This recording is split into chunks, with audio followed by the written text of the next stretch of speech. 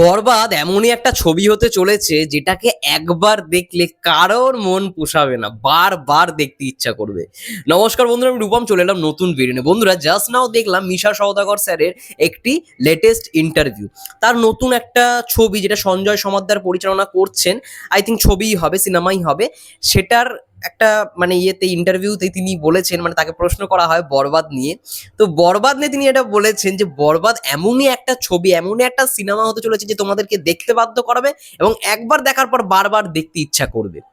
এবং তার সঙ্গে সঙ্গে বরবাদে তো সাকিব ভাইয়াকে আমরা আলাদা রকম ভাবেই পেতে চলেছি, আলাদা লুকেই পেতে চলেছি, যেটা বাংলা দর্শক, ঢালিউড দর্শক, মানে ঢালিউড ইন্ডাস্ট্রি সেই দর্শক বা সাকিবিয়ানরা এই শাকিব খানকে দেখেনি, এই মেগাস্টারকে সর্বপ্রথম দেখতে চলেছে এই রকম লুকে। তার সঙ্গে সঙ্গে মিশা সওদাগর স্যারকেও ভিন্ন একটা লুকে আমরা দেখতে পেতে চলেছি এই সিনেমায়। দেখো, তাকে আমরা দেখেছি লিডার আমি বাংলাদেশে, তাকে আমরা দেখলাম তুফান সিনেমার মধ্যেও, কিন্তু লুক কি তার আমরা খুব ভালো পেয়েছি? তুফানের লুকটা ভালো ছিল, তুফানে যেরকম ভাবে আমি তাকে দেখেছি আমার কিন্তু ভাল লেগেছে। এবার বরবাদে এমনই একটা চরিত্রে দেখতে পারবো মিশা সওদাগরকে, যেটা তিনি নিজেই বলছেন যে এই রকম চরিত্রে দর্শক আমাকেও আগে কখনো দেখেনি।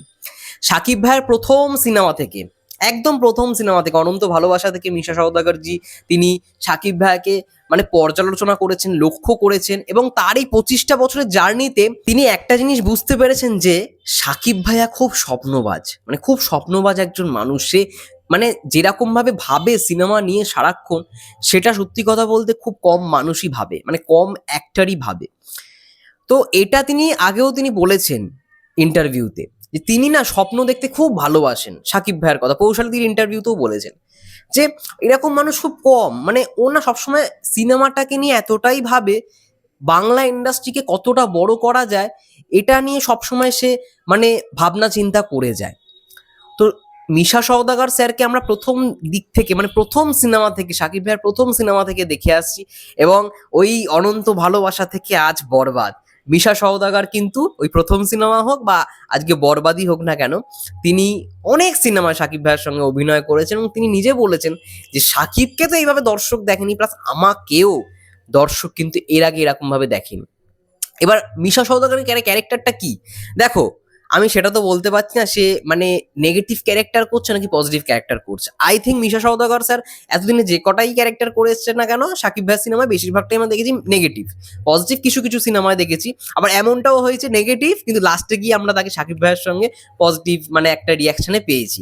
ঠিক আছে, তো দেখার বিষয় কি হয়, এটা আমাদের কাছে চমক হিসেবেই থাকুক। এবার আগামীকাল সন্ধেবেলায় যেহেতু বরবাদের টিজার আসছে, সেখানে কি মিশা সওদাগরকে আমরা দেখতে পেতে চলেছি, মানে বরবাদের টিজারে কি তিনি থাকতে চলেছে, সেটাও একটা দেখার বিষয়। দেখা যাক না সেটা কি হয়।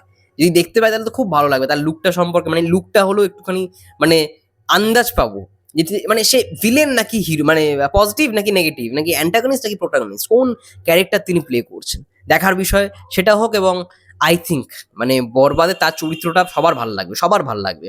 তিনি নিজে যেখানে বলেছেন যে মানে তার চরিত্রটা এতদিনে যে কটা চরিত্র করে এসছে বিভিন্ন সিনেমায়, এই চরিত্রটা মানে কাইন্ড অফ ডিফারেন্ট, এরকম চরিত্রে মিশা সওদাগরকেও কেউ দেখেনি।